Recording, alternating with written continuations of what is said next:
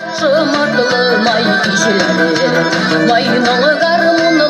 işleri, yaşlı gülden işleri, hep bu garmun tavşının tonlarda uyadığı, gönüllerini huzuradığı, yalatıp yuvadığı, hep bu garmun tavşının tonlarda uyadığı, gönüllerini huzuradığı, yalatıp yuvadığı.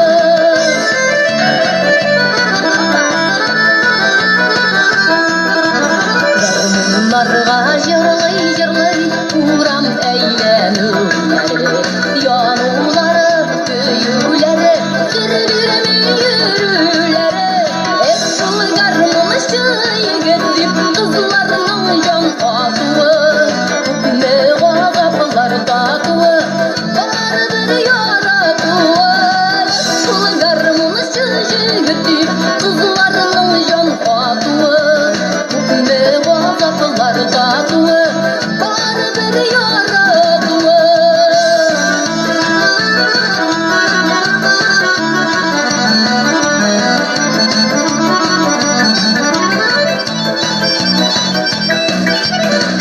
Yanlarda kopma taşı